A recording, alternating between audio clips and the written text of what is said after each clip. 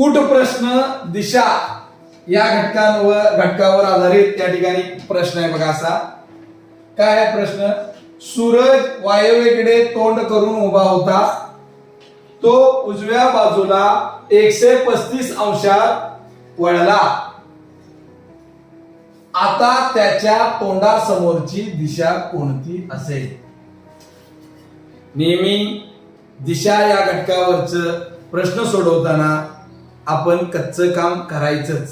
कच्चं काम केल्याशिवाय दिशा या प्रश्नाचं उत्तर सोडवायचंच नाही. बघा आता कच्चं काम काय करायचं आहे तर दिशा आहे. तर दिशाचे महत्वाचं दिशा या ठिकाणी अशा पद्धतीने काढून घ्यायची. डोक्याकडची दिशा जी आहे तर ती उत्तर दिशा. पायाकडची दिशा जी आहे तर ती आहे दक्षिण दिशा.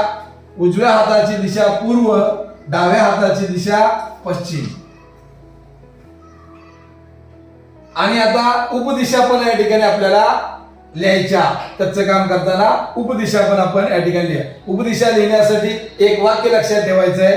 उद्या ईश्वराला पुन्हा आठवूया, दत्ताचा नैवेद्य परत वाटूया.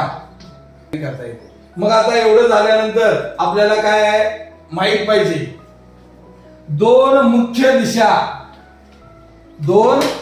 दिशा यांच्या दरम्यान काटकोन असतो. यांच्या दरम्यान 90 अंशाचा कोन असतो. दोन उपदिशा, कोणत्याही दोन उपदिशांच्या दरम्यान काटकोन असतो. 90 अंशाचा कोन असतो. दोन या ठिकाणी उपदिशा जे आहेत तर त्यांच्या दरम्यान 90 अंशाचा कोन असतो. विरुद्ध, एकमेकांच्या विरुद्ध दिशा असतात. त्या विरुद्ध दिशेमध्ये कोन जो असतो तर तो सरळ कोन असतो. 180 अंशाचा कोन असतो. आणि एक उपदिशा आणि एक मुख्य दिशा, यांच्यामध्ये जे करतो 45 अंशाचा कोन असतो. एक मुख्य दिशा, एक उपदिशा यांच्यामध्ये 45 अंशाचा कोन असतो. एक उपदिशा, एक मुख्य दिशा यांच्यामध्ये 45 अंशाचा कोन असतो. हे आपल्याला माहित पाहिजे. आणि हे माहित झालं की हे आपल्याला सहज सोडवता येतं. काय आहे तर सूरज आहे वायव्येकडे तोंड करून उभा आहे. हा वायव्य सूरज आहे. इथं वायव्येकडे तोंड करून उभा आहे. वायव्येकडे तोंड करून या ठिकाणी उभा होता.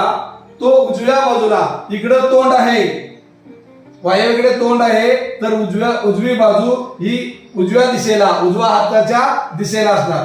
तर तो 135 अंशात वळलेला आहे. म्हणजे हे 45, हे 45 आणि हे 45.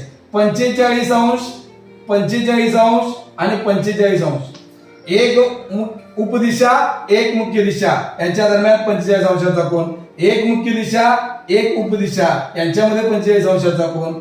एक उपदिशा, एक मुख्य दिशा यांच्यामध्ये 45 अंशाचा कोन.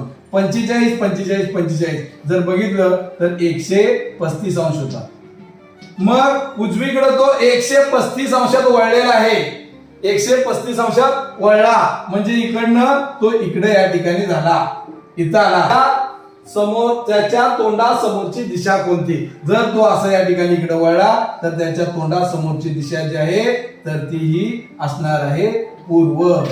म्हणून याचं उत्तर जे आहे तर हे पूर्व, पर्याय क्रमांक 1 हे त्याचं उत्तर आहे. जाऊ नका. जर का हा व्हिडिओ तुम्हाला आवडलेला असेल तर या व्हिडिओला लाईक करा, शेअर करा आणि चॅनलवर नवीन असाल तर सबस्क्राईब करा.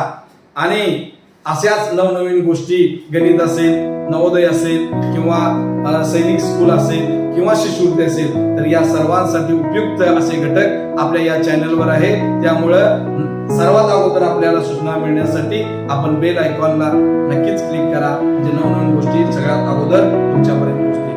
धन्यवाद.